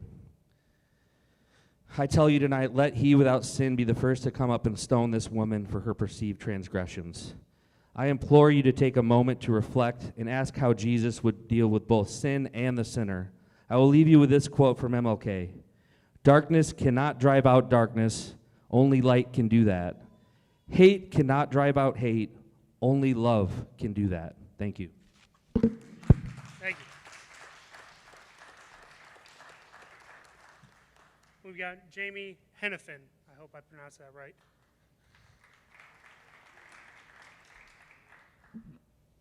Hello, my name is Jamie Hannafin. I live in the Anthony Wayne community. My children go to school here. I did not expect to speak or had anything planned to speak tonight until I decided to walk through the doors this evening. I do want to start off by saying in Luke 12:2-3, God talks about whatever's in the darkness will come to light. And so for that day last week that the sunlight decided to blind Shelly in her eyes, I thank her for that. Shelly, I thank you for being honest and showing us your true colors to the woman that you are. I also, you said that you weren't wearing glasses that day and that you couldn't see without your glasses. Well, I'm not wearing glasses and I see perfectly fine to the type of person that you are.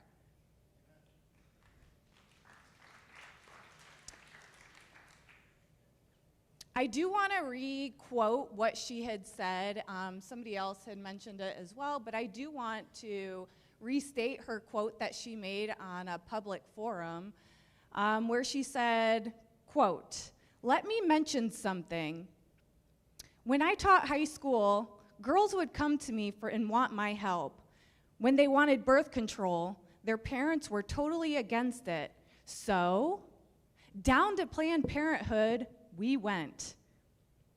It should always be the female's choice, even when the parents object, and I stand by what I did," end quote.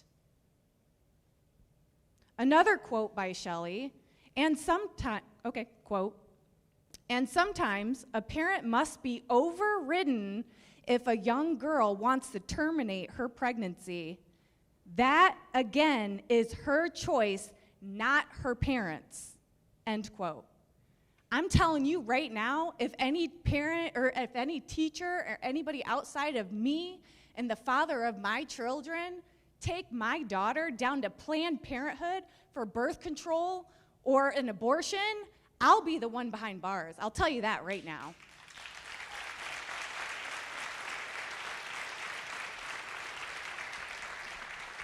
God appointed me and the father of my children to parent. He gave me that blessing, not anybody else. Those are my children. Those are my babies. And not only am I calling for you to resign, Shelley, I'm asking for her to be investigated into how many students she decided to go behind the parents' backs and insert herself into family issues, health issues, medical issues. Oh, I also want to say, because in April of 2025, a bill was passed, the Parents' Bill of Rights, stating that schools are required to notify parents about changes to a student's mental, emotional, or physical health, making sexually related instructional materials available for opt-out, and prohibiting school staff from encouraging students to withhold that information. So you openly admitting that you go behind parents' backs, you need to be investigated. I don't know how many different families you decided to insert yourself in, but I'll be damned if you insert yourself into my family. That's all.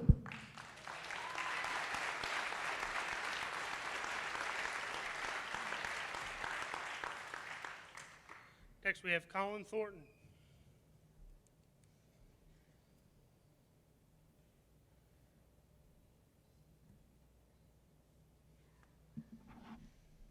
Hey, everybody.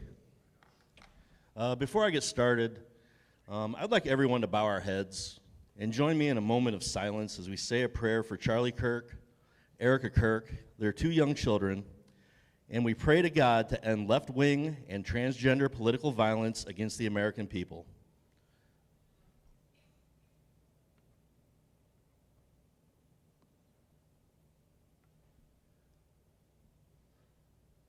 Thank you. I just wanted to read some Facebook posts tonight, some tweets. We've heard quite a few of them tonight, but I'm just going to go through the list here. I was the one that posted the Facebook post that she laughed at. Pretty disgusting. She said on April 1st, 2025, that we need to 86-47. What does that mean? Yeah. Yep. We did talk about the Planned Parenthood thing. I'm not going to say that again. Here's another quote from Shelley. I really fear for your own children who are daily being brainwashed by you and your wife. Here's hoping that what doesn't kill them will make them stronger. As Gibran said, your children are not your children. They are the arrows you shoot forth into the future. On October 15th, 2020, she posted or reposted a photo of President Donald Trump. And her comment was, he truly is a monster who needs to be wiped off the face of the earth. I don't know what else to say. You need to resign immediately.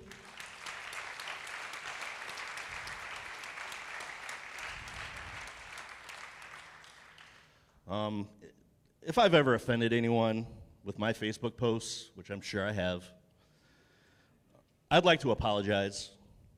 My finger slipped. I didn't have my glasses on. And/or I was hacked. Thanks for your time.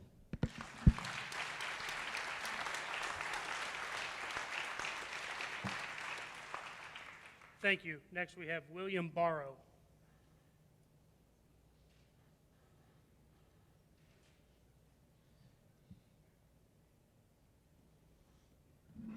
Good evening, everybody. First, my name's Bill Barrow. I live at 3050 Indian Wells Court.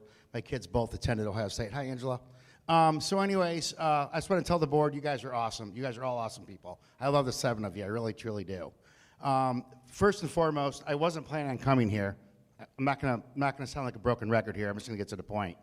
Everybody here in this room is super smart. We have our kids. We love our kids. We love where we live. We love our neighborhoods, our safe streets, right? So the bottom line is, far as Miss McKnight goes, her saying she made a mistake, her glasses, whatever, the dog jumped out of her arms, whatever the lie was. The bottom line is 8647. Then on April 1st, 2025, she's reads the post that that Trump should be pretty much eliminated. Okay, she's a typical Democrat. No offense to the Democrats out there. Okay, and the bottom line is we pay a lot of money to where we live, a lot of money, and we love our teachers. I love Anthony Wayne. Everybody in this room has done their part as parents in this community to support the school, the sports, everything. The Anthony Wayne football team lived in my house for 4 years in the basement, okay? The bottom line is, you honestly, and I'm not being disrespectful, okay? You're probably a really brilliant woman, but you truly, honestly, you need to resign. And one question I have to ask, is there a paper going around to sign a petition? Who has that petition? Oh, it's over there, and the lady in the red, hi. Okay, so is there an email that we can converse, or, I got time, don't I? Oh, good. So what's the email? Do we have an email for this? Does everybody know who this lady is over here? I'll give everybody my phone number right now. It's really easy. It's 419-705-4545, okay?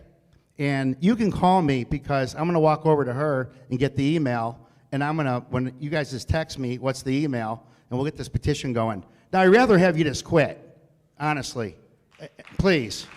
I'm not being disrespectful. I was angry before Brian Knepper came up here and read that beautiful piece. I was angry. After he read it, I was peaceful. It's the truth. That's it. I'm not going to kill you guys. Thank you. Have a good day.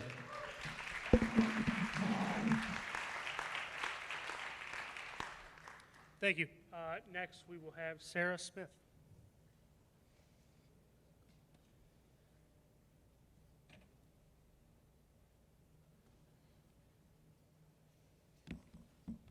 Hello, Sarah Smith, 12955 Archibald White House Road, White House, Ohio.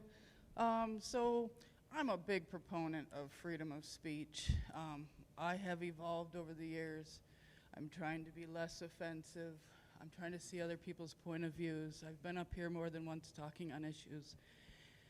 When I got banned during COVID from the prestigious White House Facebook community group, I started one of my own and vowed that it would be all for an open discussion platform. My co-admin Dory's here as well, and it's kind of hard to find somebody that'll try to allow the opposition to speak freely. I invited a lot of you guys. There's a handful of you guys, Shelley included, that are part of that Facebook group. And so,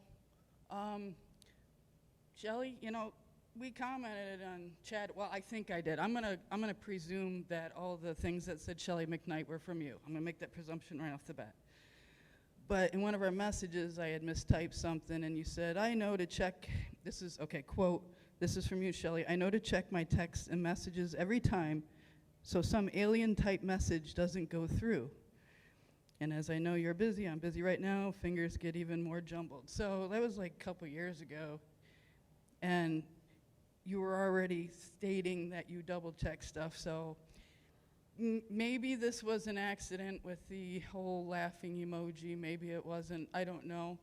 But there's a couple different outcomes that I'm just gonna propose. Either A, like everybody says, you're a liar, you're vile, you have a repeated behavior, which apparently your friends don't see, of calling for murder of the president, poo-pooing parents, Christian values, Republicans, and I'm happy that you posted all that so we can see who you are.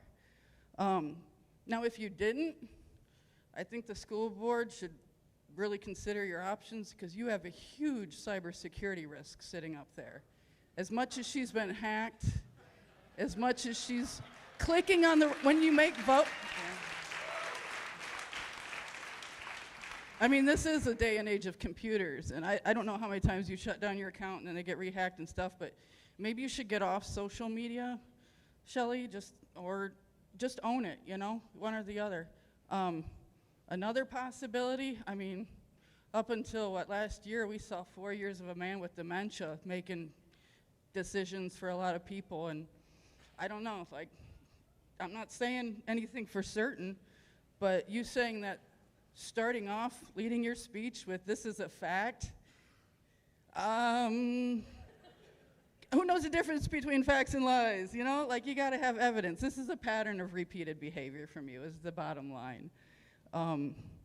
So, school board members, I appreciate this time. I appreciate that we live in America and we can speak freely, whether we're right, whether we're wrong, whether people agree with us or not. I know there's a majority out there that agree with me and keep me going, and there are people that disagree with me, and I hear you too, and I'm trying to have the conversation and not so much the argument with you guys.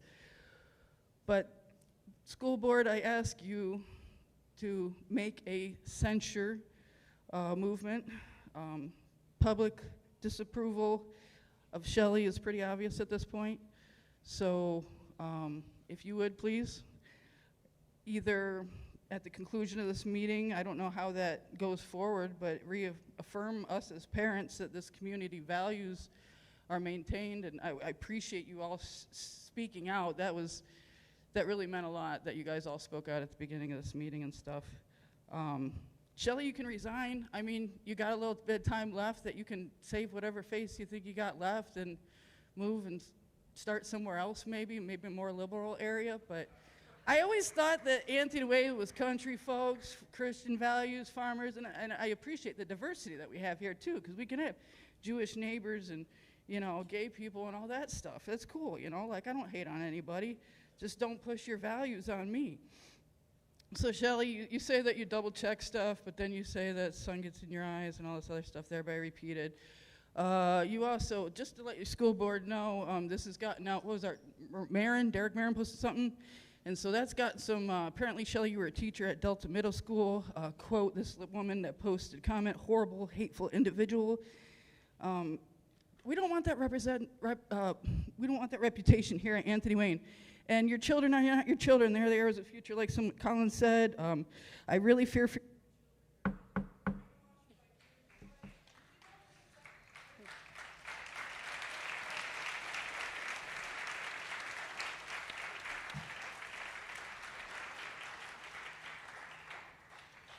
Thank you. And then our final speaker for tonight is Tiffany Eckert.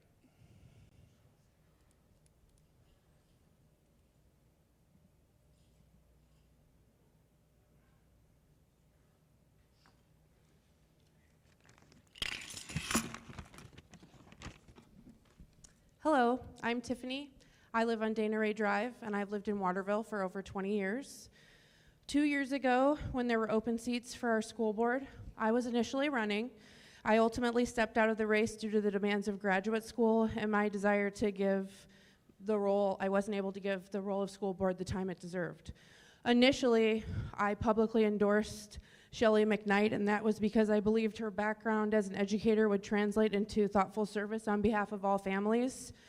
Unfortunately, tonight I'm here to publicly walk back that endorsement, and I would like to respectfully, Shelley, explain why.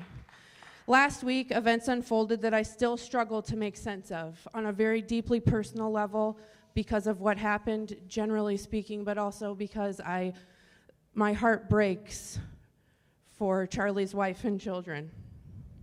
While my personal beliefs didn't align with every single thing that Charlie Cook stood for, I have been deeply impacted by his assassination. Many of us here tonight, because of online conduct by one of the board members in response to his death, we're here for that reason, and the conduct has been defended as free speech or dismissed as an emoji mishap. But this is not the first online misstep in question. That is why I felt compelled to speak, especially because I had such a public voice previously. There is never a time to celebrate someone's murder, not in private, not in public, and certainly not in a space where children and families are watching. The moment we normalize that kind of response, we erode the very values we claim to uphold as a community. Let me be very clear. I believe in freedom of speech. My husband, Sergeant Andy Eckert, an Anthony Wayne graduate, the class of 2000, died on the battlefield defending that right. His sacrifice allows all of us as American citizens to speak freely. However, when you are an elected official, especially in a nonpartisan role, such as the school board, you are held to a higher standard. You represent all families, not just those who share your beliefs. You are in a position of authority to vote on what is best and safest for students, educators, and staff in our district. I'm not here tonight as someone right or left, blue or red. I'm not here representing a certain faith, but I want you to know I do have faith. I do not wish to be part of a witch hunt or to embarrass or bully anyone. I am here as a mother, a neighbor, and a community member who wants what is best for our children. Some of our students, we must be asking ourselves this additional question. I want to stress this very loudly. What are our children seeing, and how are we helping them to make sense of it? Some of our students have seen the footage of Charlie being shot, shared online, often without warning, without context, and without the emotional tools to process what they've witnessed. That is where our focus should be, not on defending a reaction, but on responding to the impact. Tonight is not just about a post. It is about a ripple effect. When adults in positions of authority respond to violence with mockery or indifference, it sends a message, and our children are watching. They're trying to understand what safety, empathy, and leadership look like. We owe them clarity. We owe them care. School board members, you are elected to serve all people in your district, including those you disagree with. The children are watching, and there is no place for personal agendas, and most especially, no place for hatred. I know I'm not the only one here tonight who feels this way, and I stand with every parent, educator, and neighbor who believes our children deserve better. I believe in this district. I believe in our ability to grow, to listen, and to lead with care. That is what our children deserve. I urge you to reflect on the weight of your role and trust that our community places in you. We are not asking for perfection. We are asking for accountability, integrity, and care. I welcome the continued conversation about how we can build a school culture rooted in dignity, accountability, and belonging for every child. And additionally, going back to when my oldest kids were at Waterville Primary and they were taught to be bucket fillers, we as a community need to come together and remember that message. We need to fill each other's buckets regardless of our differences, regardless of what we think or feel or believe or how we represent ourselves. We need to give our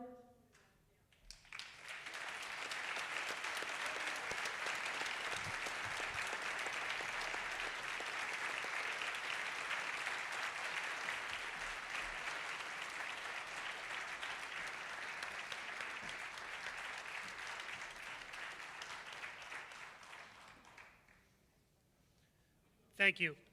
I want to thank everyone who spoke tonight, everyone who has attended. That is all we have at this current moment. I do move that we enter executive session. I do not see that we will have any board issues after executive session. You are free to leave. Do I have a second? Mike seconds. Gary, when you're ready. Who moved? I did. I'm sorry. Yeah. For your request, we will get in executive session. That's something we will be discussing. We will get a message out shortly on that. From Kyle to Mike. Okay. Mr. Baden? Yes. Mrs. Hopkins, sorry. Ms. McKnight? Yes. Mr. Miller? Yes. Mr. Stamm?